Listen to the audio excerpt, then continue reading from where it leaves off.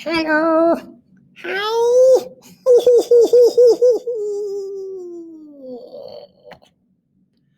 Hey, how's it going? It is Tuesday, November 24th, and this is in case you missed psychology today. If you missed class today, obviously, this is the run through what we did, and I hope you're well, and I hope those around you are well too. Obviously, it's the last day of the week. Enjoy your time off. You don't have any homework to worry about for me. Unless you're behind a little bit, and just take some time for you, rest, relax, be safe, don't do anything weird, be respectful of those around you, be thankful, let people know you appreciate them. All right, today basically the goal is to talk about surveys, and so here's the rundown on just the reminders and things like that. First of all, if you owe me any late work, get that in as soon as possible. I'll be working on and off during the weekend on getting some things graded and in when I have free time, and doing my best to get grades updated, emails out, things like that. So if you owe me anything, please get that in. Also on that tip, we took a quiz yesterday in class, so if you did not submit that quiz, make sure that I get that soon, like today, if at all possible. I would really, really appreciate that. We come back on Monday, November 30th. We're going to wrap up the chapter that day by looking at 2 additional slides on some other types of studies. And then we're going to take the test on December 1st, which is going to be the Tuesday. Once we get that out of the way, we're going to get started on the dream project and the chapter on the brain. Those are going to take us a bit. And we've got, I think it's going to be 3 weeks and 2 days of class until Christmas break, holiday break. Okay, so today we're going to focus on surveys, and please remember, have a great weekend. And if you're wondering, that is a former WWE character. I don't remember the guy in the sailor hat, but the other guy's the gobbledygooker. Don't ask. I don't know why they had a turkey character. I'm sure it was for one, pay-per-view or something. All right, so we're going to look at the survey. Now, obviously, in the scientific world, the experiment is kind of the benchmark for how to try to, figure out if your hypothesis is accurate. But there isn't really an experiment for asking people how they feel about things or asking people their opinions about products or behaviors and things like that. And so we're going to have to go down different streets here for other various ways of doing things. And so a survey is a research method that involves a surveyor asking subjects questions about their feelings, opinions, behavior, quality of care, quality of service, needs, wants, you name it, you can write a survey about it. One of the really important things to note that I didn't put on the slide is obviously there are unlimited numbers of ways to do surveys. You've got the good old, pen and paper surveys that sometimes people will do. I've been stopped in a mall and someone asked me if I have time to fill out a survey. You have comment cards at restaurants. You have surveys that pop up online or surveys that you can voluntarily take online. You'll get them over the phone. Something as simple as someone will call and ask you a few questions. It happens a lot during election season.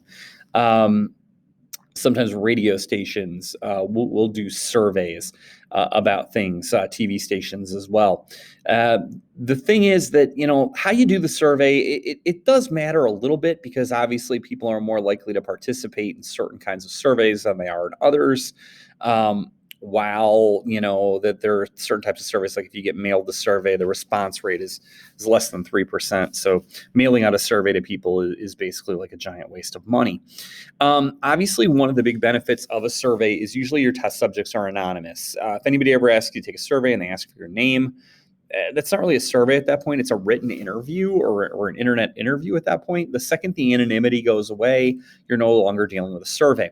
So when the school sends out a survey, usually they don't collect the email addresses unless they're like trying to require you to only do it once.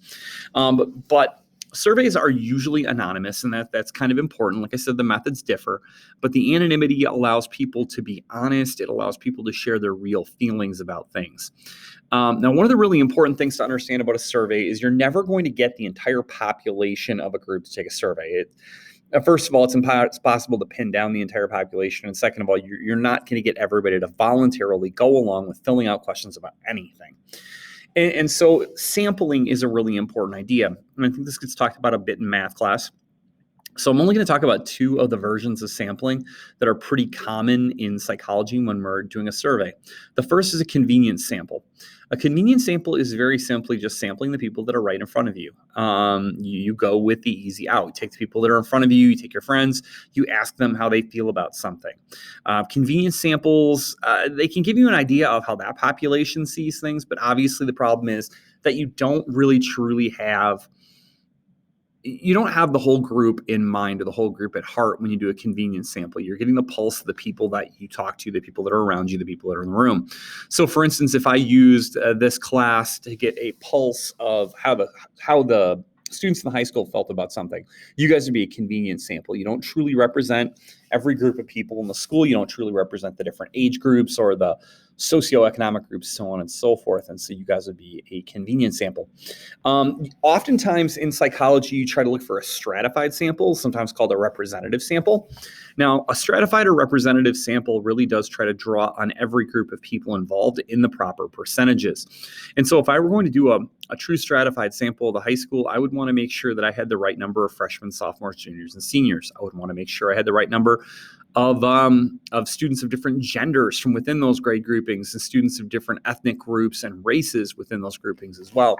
Obviously, getting a truly stratified sample can be pretty time consuming, and trying to make sure that you have every group represented can be pretty time consuming.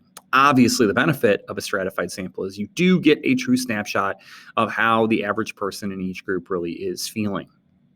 Now, as I said, surveys are used for a number of different reasons. Sometimes businesses will have surveys to see what they did well and what they didn't do well.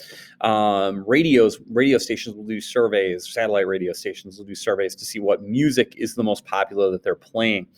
A lot of times businesses will do surveys to see things about products, product pricing, cleanliness of their business, things along those lines. But I mean, honestly, you can take a survey about just about anything.